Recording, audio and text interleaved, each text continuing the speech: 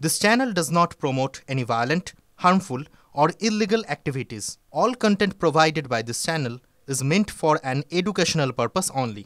Top quality और consistent performance के लिए सिर्फ सिल्वर पंप नाम याद रखना। এবার যে খবরে নজর রাখতেই হচ্ছে অসুখ সারাতে আরো পকেট ফাঁকা হতে চলেছে। 900-এরও বেশি অপরিহার্য ওষুধের আজ থেকে দাম বাড়লো দেশ জুড়ে। ক্যান্সার, সুগার, হৃদরোগ সহ অন্যান্য রোগের ওষুধের দাম বাড়লো। এই মুহূর্তে আমাদের সঙ্গে আমাদের সহকর্মী সোমা রয়েছেন, আমি সরাসরি সোমার কাছে যাব। সোমা, সাধারণ মানুষ তাদের পকেটের ওপরে মধ্যবিত্তের যে মাসিক বাজেট থাকে তার উপরে নতুন করে চাপ বাড়ালো এই সিদ্ধান্ত।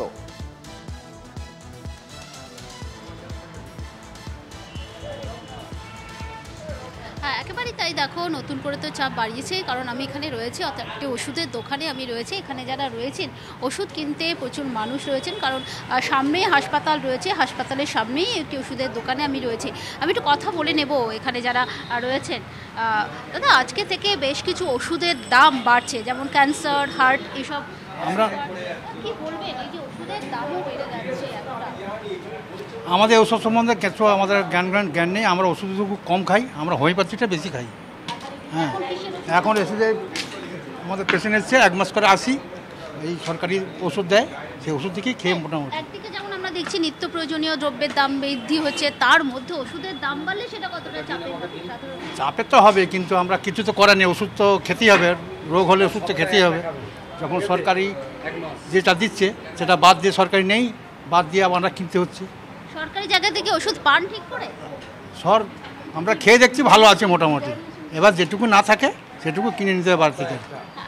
এখানে অন্যান্য যারা রয়েছে তাদের সাথেও একটু কথা বলবো।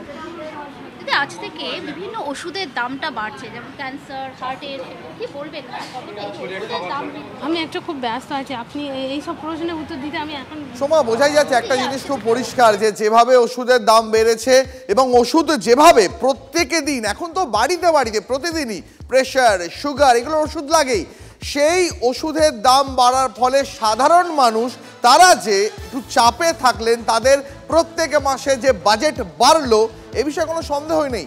ন্যাশনাল লিস্ট অফ এসেনশিয়াল মেডিসিনের তালিকাভুক্ত বেশ কিছু ওষুধের দাম আজ থেকে বাড়লো 1.74%।